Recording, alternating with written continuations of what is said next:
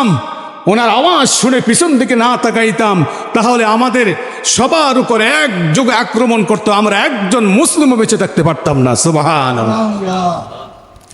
চিন্তা করতে পারেন, কোথায় মদিনা, কোথায় সিরিয়া, সেখান থেকে এত দূরে আওয়াজ কে পৌঁছায় দিল? আর সেখান থেকে টিভির পর্দার মতো কিভাবে তিনি ওমর ফারুক দেখতে পেলেন? বিষয়টা কি? বিষয়টা আর কিছুই না, বিষয়টা হচ্ছে যে ব্যক্তি আল্লাহর হয়ে যায়, আল্লাহ তাআলা তার জন্য হয়ে যান, সমস্ত মাখলুক তার গোলাম হয়ে যায়। সুবহানাল্লাহ। পাহাড় তার গোলাম হয়ে যান, বাতাস তার গোলাম হয়ে যান, জঙ্গলে হিংস্র প্রাণী তার গোলাম হয়ে যান। সুবহানাল্লাহ। আর আল্লাহ তাআলার ওলি যারা, দুস্থ যারা, যে ব্যক্তি আল্লাহর হয়ে যায়, ওই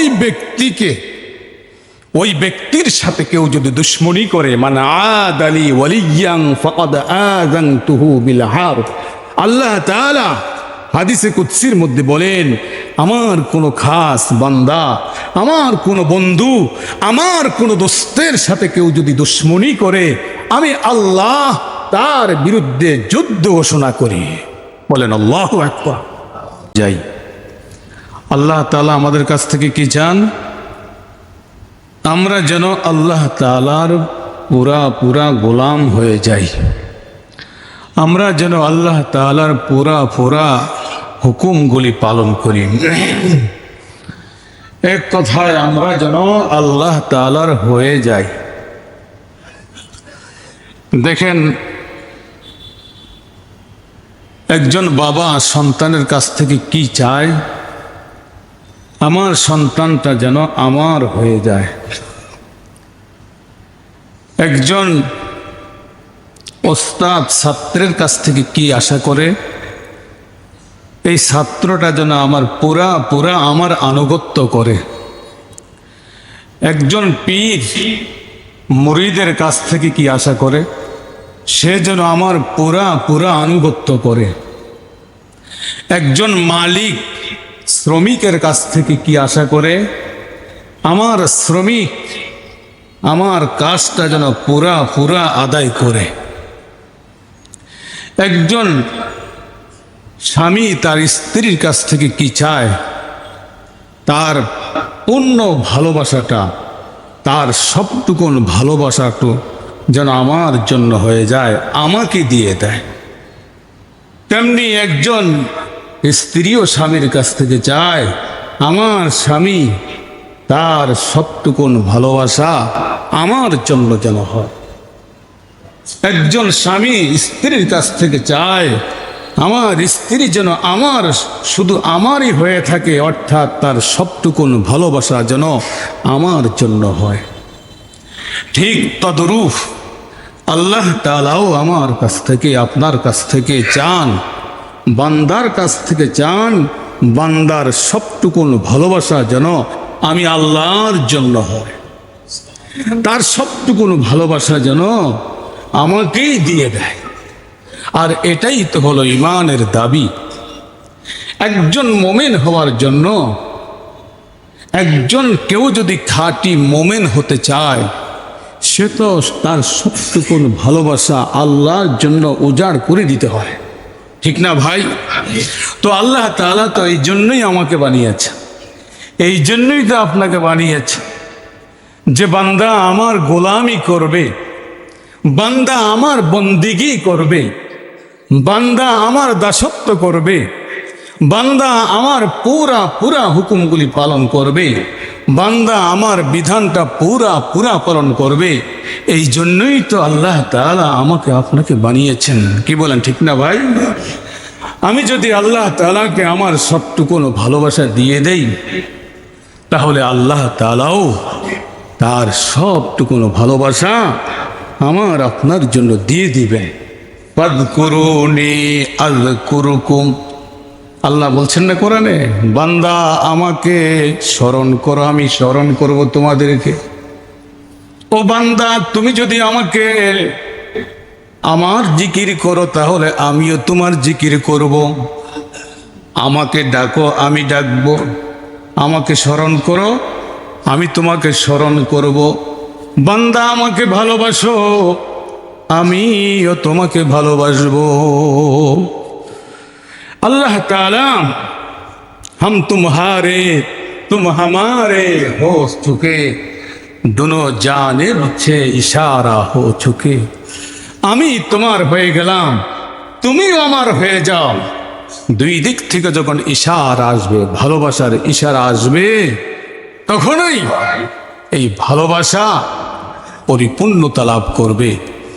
এই জন্য ভাই, আল্লাহ তাআলা, বান্দা যখন আল্লাহ তাআলাকে পরিপূর্ণভাবে ভালোবাসে, তো আল্লাহ তাআলাও পরিপূর্ণভাবে বান্দাকে ভালোবাসতে থাকেন।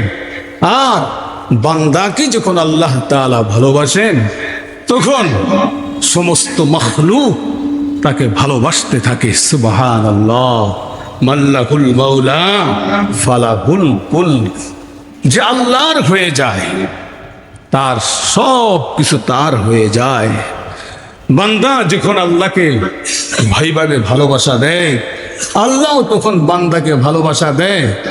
তখন আল্লাহ হাদিসের মধ্যে আসছে, আল্লাহ যখন কোনো বান্দাকে ভালোবাসতে থাকেন, ভালোবাসতে চান, তখন আল্লাহ তাআলা জিবরাইলকে ডেকে বলেন, জিবরাইল, ও জিবরাইল।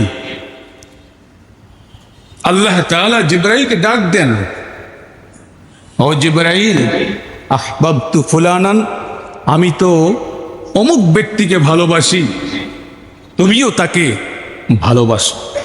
ও আহিব্বাও, আমি আল্লাহ আমার ওই বান্দাকে ভালোবাসি, ও জিবরাইল তুমিও তাকে ভালোবাসো। তখন জিবরাইল বলে, আহবাবতুহু ইয়া রব্বি, ও আল্লাহ আমি জিবরাইলও তাকে ভালোবাসলাম। সুবহানাল্লাহ। এবার আল্লাহ বলেন, জিবরাইল, এই ভালোবাসা তোমার আর আমার মধ্যে সীমাবদ্ধ থাকলে হবে না।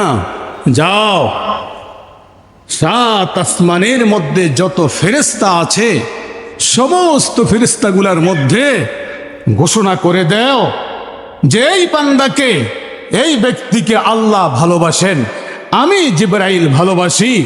ও আকাশের ফেরেশতারা, তোমরাও তাকে ভালোবাসতে থাকো। সুবহানাল্লাহ। জিবরাইল আলাইহিস সালাতু ওয়াস সালাম আকাশের সমস্ত ফেরেশতাদের মধ্যে ঘোষণা দেন, ও ফেরেশতারা রে, আমার আল্লাহ এই ব্যক্তিকে ভালোবাসেন, আমি জিবরাইল ওই ব্যক্তিকে ভালোবাসি। ও ফেরেশতারা রে, তোমরাও তাকে ভালোবাসতে থাকো। তখন আকাশের সমস্ত ফেরেশতাগুলি ডাক দিয়া বলে, ও জিবরাইল, আমরা কথা দিলাম, আহবাবনা, আমরাও তাকে ভালোবাসলাম। সুবহানাল্লাহ। হাদিসের মধ্যে আছে। আমার আল্লাহ বলেন, ও জিবরাইল, জমিনে চলে যাও, জমিনে গিয়া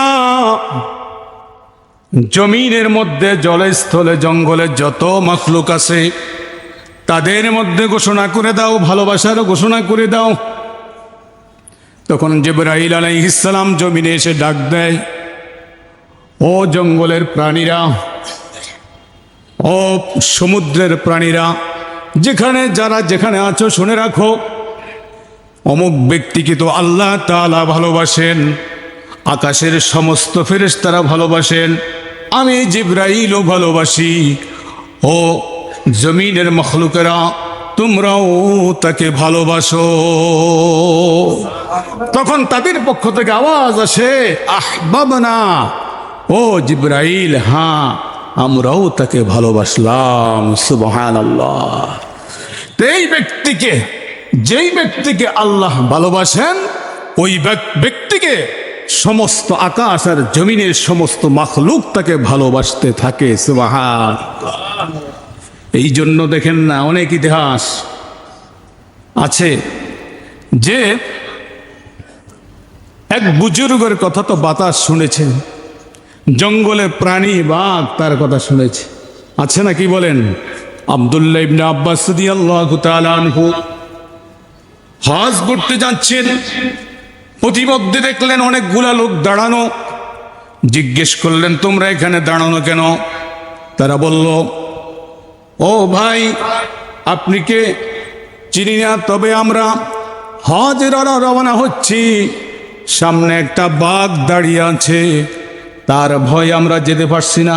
বাঘটা সামনে বসে আছে বা শুয়ে আছে, এই বাঘের ভয়ে সামনে অগ্রসর হতে পারছি না। তো আচ্ছা, তোমরা থাকো, আমি আসছি। ওই আব্দুল্লাহ ইবনে আব্বাস রাদিয়াল্লাহু তাআলা আনহু বাঘের কাছে গিয়ে বলতেছে, এই বাঘ, তুই কি আমাদেরকে চিনিস? আমরা কারা? আমরা রাসূলুল্লাহ সাল্লাল্লাহু আলাইহি ওয়াসাল্লামের সাহাবা। খবরদার, আমরা তো আল্লাহর ঘর তাওয়াফের জন্য যাচ্ছি, আল্লাহর ঘর জিয়ারতে যাচ্ছি, খবরদার ডিস্টার্ব করবি না। ইতিহাসের মধ্যে লিখে হযরত আব্দুল্লাহ ইবনে আব্বাস রাদিয়াল্লাহু তাআলা আনহু তিনি এক হাত দিয়ে বাঘের কান ধরলেন আর আরেক হাত দিয়ে তাদেরকে ইশারা করলেন, যাও তোমরা পার হয়ে যাও। কাফেলার লোকগুলি পার হয়ে গেল। কিতাবের মধ্যে এসেছে ওই বাঘ নিচের দিকে যে মাথা দিয়ে রাখছে, একটি বারের জন্য মাথা উঠায় নাই। সুবহানাল্লাহ। দেখেন, বাঘ মানুষের কথা শুনে, সাপ মানুষের কথা শুনে, জঙ্গলের হিংস্র প্রাণীগুলো মানুষের কথা শুনে, বাতাস মানুষের কথা শুনে, এরকম হাজারো বুড়ি বুড়ি ঘটনা রয়েছে।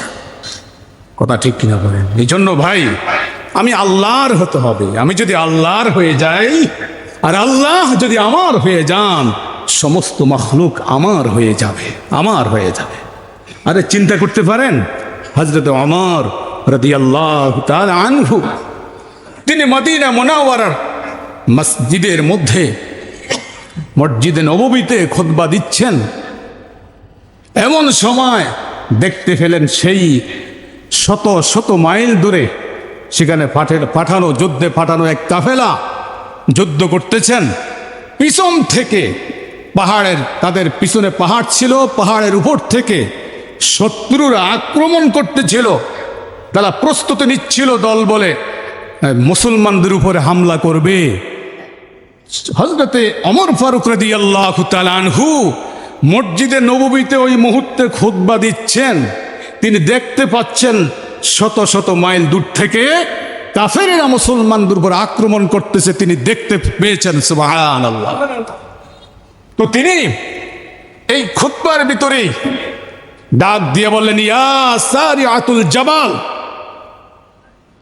তার এই কণ্ঠের আওয়াজ শত শত মাইল দূরে সিরিয়ায় সে হযরত সারিয়া রাদিয়াল্লাহু তাআলা আনহু তিনি হঠাৎ করে গায়েবী আওয়াজ শুনে অবাক হলেন। ব্যাপারটা কি? ওমর ফারুকের আওয়াজ, কথার আওয়াজ শোনা যাচ্ছে, ইয়া সারিয়াতুল জাবাল, ও সারিয়া পিছন দিকে তাকাও, পাহাড়ের দিকে তাকাও। তিনি অবাক হলেন। তিনি ভাবলেন হয়তোবা আমি ভুল শুনছি, ওমর ফারুক আসবে কোত্থেকে? তিনি তো আমাদের সাথে আসেন। তিনি হাঁটতেছিলেন, আবার পিছন থেকে আওয়াজ আসলো, ইয়া সারিয়াতুল জাবাল। তখন তিনি আবার পিছন দিকে তাকাইলেন, কি রে, কে আওয়াজ করলো? ওমরের আওয়াজের মতো। কিছুক্ষণ পরে আওয়াজ ডাক দিলেন, ইয়া সারিয়াতুল জাবাল। তো তিনি পিছনে তাকাইলেন, পিছনে পাহাড়ের দিকে যখন তাকাইলেন, দেখলেন একদল শত্রুরা তাদের উপর আক্রমণ করার জন্য তারা প্রস্তুত হয়ে আছে।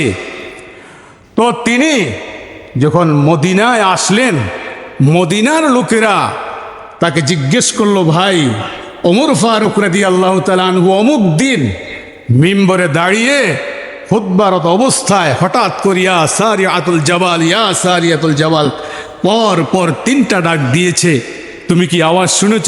হ্যাঁ, আমি সেখান থেকে হযরত ওমর ফারুক রাদিয়াল্লাহু তাআলা আনহুর আওয়াজ শুনেছি।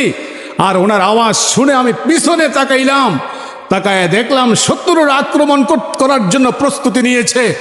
ওই সময় যদি আমি পিছন দিকে না তাকাইতাম, ওনার আওয়াজ শুনে পিছন দিকে না তাকাইতাম, তাহলে আমাদের সবার উপর একযোগে আক্রমণ করতো, আমরা একজন মুসলিমও বেঁচে থাকতে পারতাম না। সুবহানাল্লাহ। চিন্তা করতে পারেন, কোথায় মদিনা, কোথায় সিরিয়া, সেখান থেকে এত দূরে আওয়াজ কে পৌঁছায় দিল। আর সেখান থেকে টিভির পর্দার মতো কিভাবে তিনি ওমর ফারুক দেখতে পেলেন। বিষয়টা কি? বিষয়টা আর কিছুই না, বিষয়টা হচ্ছে যে ব্যক্তি আল্লাহর হয়ে যায়, আল্লাহ তাআলা তার জন্য হয়ে যান, সমস্ত মাখলুক তার গোলাম হয়ে যায়। সুবহানাল্লাহ। পাহাড় তার গোলাম হয়ে যান, বাতাস তার গোলাম হয়ে যান, জঙ্গলে হিংস্র প্রাণী তার গোলাম হয়ে যান। সুবহানাল্লাহ।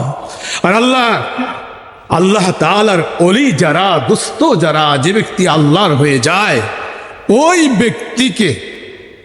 ওই ব্যক্তির সাথে কেউ যদি দুশ্মনী করে, মান আদালি ওয়ালিয়ান ফাকাদ আযানতুহু বিল হারব। আল্লাহ তাআলা হাদিসে কুদসির মধ্যে বলেন, আমার কোনো খাস বান্দা, আমার কোনো বন্ধু, আমার কোনো দোস্তের সাথে কেউ যদি দুশ্মনী করে, আমি আল্লাহ তার বিরুদ্ধে যুদ্ধ ঘোষণা করি। বলেন আল্লাহু আকবার। যে এক বুজুর্গ রাস্তা দিয়ে যাচ্ছিল, রাস্তা ছিল কাদাযুক্ত, হালকা হালকা কাদা ছিল। তা আল্লাহর ওলি তো ডান পাশ দিয়ে হাঁটতেছেন, ডান পাশ দিয়ে হাঁটা সুন্নত, হাঁটতেছেন। সামনের দিক থেকে এক দম্পতি আসতেছিল, স্বামী স্ত্রী। তো আল্লাহর ওলি হাঁটতে গিয়ে অনিচ্ছাকৃতভাবে তার পায়ের থেকে, জুতার থেকে একটু কাদা ওই মহিলার, ওই স্বামীর স্ত্রীর গায়ে কাপড়ে লেগে গেছে, ছিটকে পড়ছে তার কাপড়ের মধ্যে। তো উনি তার ইচ্ছাকৃতভাবে করে না, ইচ্ছাকৃতভাবে কেউভাবে করে। তো স্বামী এই দৃশ্য দেখে, যখন এই কাদাটা তার স্ত্রীর গায়ে গিয়ে পড়ছে, কাপড়ে লাগছে, তার মেজাজটা খারাপ হয়ে গেছে। আর দেরি করে না, এক থাপ্পড় মেরে দিল আল্লাহর ওলির গালের মধ্যে। নাউজুবিল্লাহ। তো আল্লাহর ওলি মানুষ, বুজুর্গ মানুষ, আর কি বলবেন? আলেম ওলামা বুজুর্গ, এদেরকে তো একটু আমরা কানা নজরে দেখি, ঠিক না?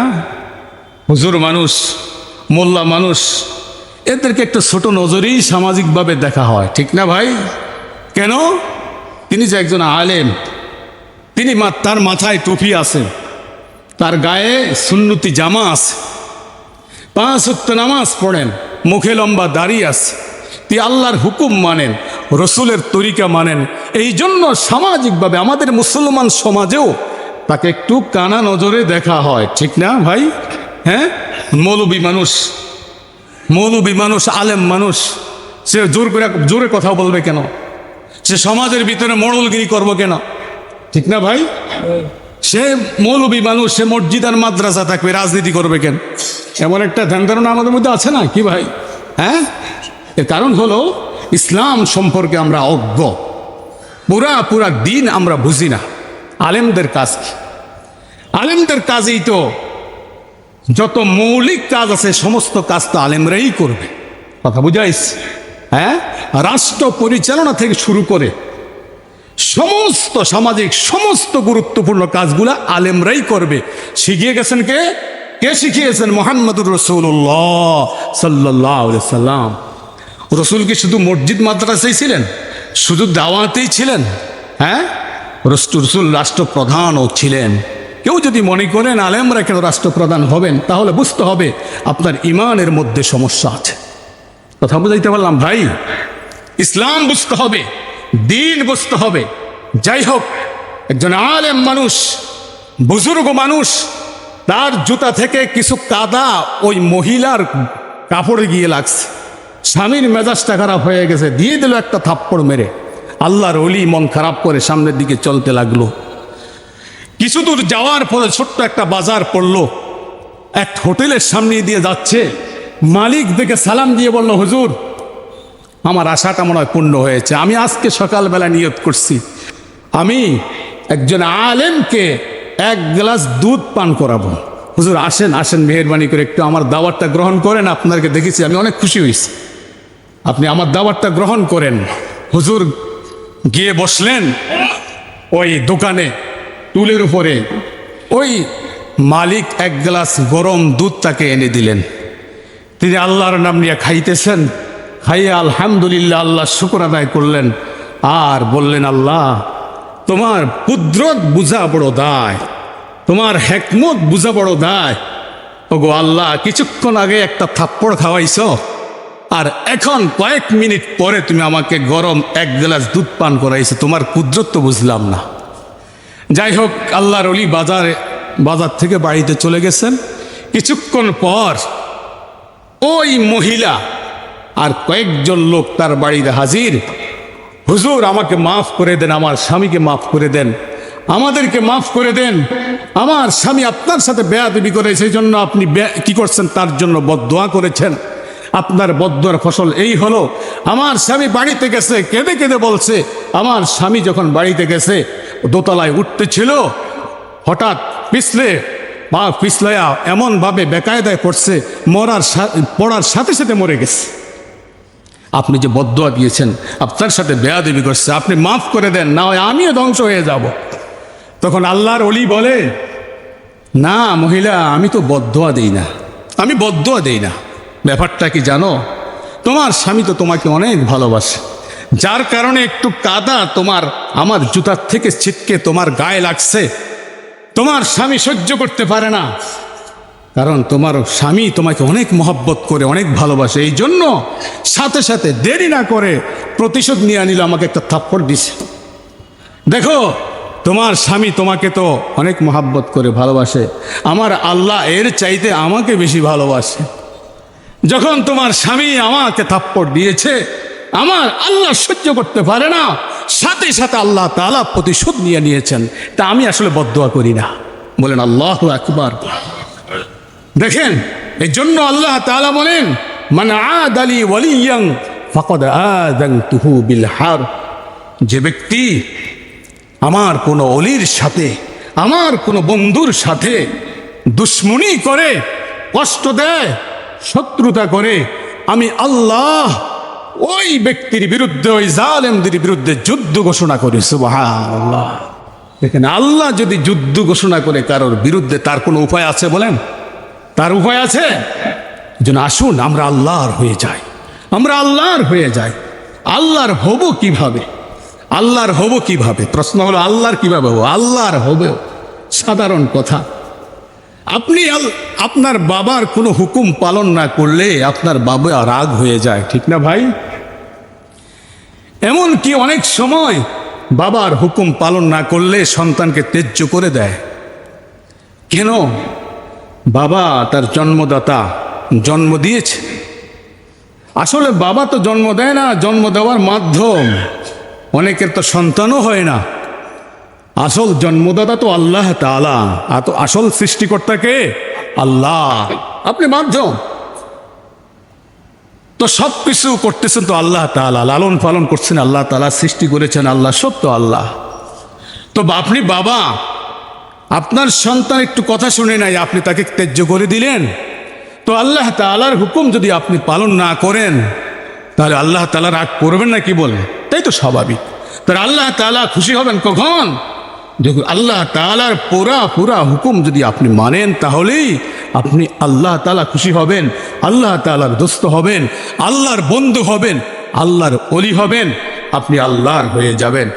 আর যখন আপনি আল্লাহর হয়ে যাবেন, সমস্ত মাখলুক আপনার গোলাম হয়ে যাবে। সুবহানাল্লাহ। আলা ইন্না আউলিয়া আল্লাহি লা খাউফুন আলাইহিম ওয়ালা হুম ইয়াহজানুন। আল্লাহ তাআলা বলছেন, আমার ওলিদের কোনো ভয় নেই। ওলি মানে বন্ধু, ওলি মানে দোস্ত। আমার দোস্তদের কোনো ভয় নাই, আমার বন্ধুদের কোনো ভয় নাই। আল্লাযীনা আমানু ওয়া কানু আলা ইন্না আউলিয়া আল্লাহি লা খাউফুন আলাইহিম ওয়ালা হুম ইয়াহজানুন। তাদের কোনো ভয় নাই, তাদের কোনো চিন্তা নাই। দুনিয়াতেও ভয় নাই, দুনিয়াতেও চিন্তা নাই। আখিরাতেও ভয় নাই, আখিরাতেও চিন্তা নাই। এখন আল্লাহর ওলি কারা? আল্লাহর দোস্ত কারা? আল্লাহ তাআলা পরবর্তী আয়াতে বলেন, আল্লাযীনা আমানু ওয়া কানু ইয়াত্তাকুন। যারা তাকওয়া অবলম্বন করে, তারা যারা পরহেজগার ইখতিয়ার করে, তাকওয়া অবলম্বন করে, তারাই আল্লাহর ওলি। তাকওয়া অবলম্বন কারা করে? যারা তাকওয়া অবলম্বন করে তাকে বলা হয় মুত্তাকিন। ভয় করাকে তাকওয়া বলে। আর যারা আল্লাহকে ভয় করে তাদেরকে বলা হয় মুত্তাকিন। মুত্তাকিন বলা হয়। তো মুত্তাকিন আল্লাহর ওলি কারা, আল্লাহর দোস্ত কারা? যারা মুত্তাকিন। মুত্তাকি কাদেরকে বলা হয়? যারা সমস্ত গুনাহ থেকে বেঁচে থাকে। সহজ কথা, এর অনেক ব্যাখ্যা আছে। সহজ কথা, সহজ উত্তর হলো যারা সমস্ত গুনাহ থেকে বেঁচে থাকে তারাই মুত্তাকিন। সুবহানাল্লাহ। আগে গুনাহ থেকে বেঁচে থাকতে হবে। আর থানবী রহমতুল্লাহ আলাই, হাকিমুল উম্মাত আশরাফ আলী থানবী রহমতুল্লাহ আলাই বলেন, পর নারী থেকে নজর হেফাজত করা, একবার নজর হেফাজত করা 10,000 তাহাজ্জুদ, 10,000 রাকাত তাহাজ্জুদ নামাজ পড়ার চেয়েও শ্রেষ্ঠ। সুবহানাল্লাহ বলে। একবার আপনি চিন্তা করতে পারেন 10,000 রাকাত তাহাজ্জুদ পড়া, এটা চারটাখানি বিষয়। গভীর রাত্রে 3টা বাজে উঠা প্রতিদিন তাহাজ্জুদ পড়বেন, এইভাবে করে 10,000 রাকাত তাহাজ্জুদ নামাজ পড়তে কতদিন লাগবে? হাকিমুল উম্মাত আশরাফ আলী থানবী রহমতুল্লাহ আলাই বলেন 10,000 তাহাজ্জুদ, 10,000 রাকাত তাহাজ্জুদ নামাজের চেয়েও উত্তম হলো একবার পর নারী থেকে নিজের চোখকে হেফাজত করা। আল্লাহু আকবার। যেই নারীকে দেখলে গুনাহ হয়, বেগানা নারী, কথা বুঝে আসছে? গাইরে মাহরাম, যাকে তাদেরকে দেখলে গুনাহ হয়। মনে রাখবেন, অনেকে মনে করে মোবাইলে মনে হয় নারীদের ছবি দেখলে গুনাহ হয় না। নাউজুবিল্লাহ বলেন। ছবিতে দেখলে গুনাহ হয় না। মনে রাখবেন, যাকে দেখা হারাম তার ছবি দেখা হারাম, যাকে দেখা হারাম তার ছায়া ছবি দেখা হারাম। ছবি হলো ফটো, ছায়া ছবি ভিডিও, মোবাইলে হোক, টিভির পর্দায় হোক, যেখানেই ছবি হোক, ছায়া ছবি হোক, এটা দেয়ালে হোক, বিলবোর্ডে হোক, মোবাইলে হোক, টিভির পর্দায় হোক, যেখানেই হোক, আপনার নেত্রের ছবি হোক, ওই দিকে তাকাইলেই গুনাহ হবে। একবার তাকাবেন, একটা কবিরা গুনাহ। আর হাদিসের মধ্যে আসছে একটা কবিরা গুনার জন্য কম পক্ষে 7,000 বছর জাহান্নামের আগুনে জ্বলতে হবে। বলেন নাউজুবিল্লাহ। কম পক্ষে একবার যেই নারীকে দেখলে গুনাহ হয় ওই দিকে, এটা মোবাইলে হোক, মোবাইলে হোক, যেখানেই হোক, ফটোতে হোক, বাস্তবে হোক, একবার তাকাইবেন। একবার তাকানোর কারণে একটি কবিরা গুনাহ হলো। আর একটা কবিরার জন্য কমপক্ষে জাহান্নামের আগুনে কতদিন জ্বলতে হবে? 7,000 বছর জাহান্নামের আগুনে জ্বলতে হবে। এবার হিসাব করেন, আমাদের কাছে আজকে সেজদা কেন মজা লাগে না? নামাজের মুসল্লায় দাঁড়াতে মজা লাগে না, রুকুতে মজা পাই না, সেজদায় মজা পাই না, তেলাওয়াতে মজা পাই না, জিকিরে মজা পাই না, ইবাদতে মজা পাই না। কেন? আমরা এই চোখকে হেফাজত করতে পারি না। হাদিসের মধ্যে আসছে, যে ব্যক্তি ইবাদতের মজা পাইতে চায় সেজন্য নজরকে হেফাজত করে। আপনি বুজুর্গানে দ্বীন পরামর্শ দেন, একাধারা 40 দিন আপনি আপনার নজরকে হেফাজত রাখেন, দেখবেন আল্লাহ তাআলা ইমানের নূর আপনাকে দান করবে। আর ইমানের নূর যদি পয়দা হয়ে যায় তাহলে ইবাদতের মধ্যে স্বাদ এসে যাবে। বলে সুবহানাল্লাহ। আল্লাহ তাআলা আমাকে আপনাকে এইভাবে নজর হেফাজত করার তৌফিক দান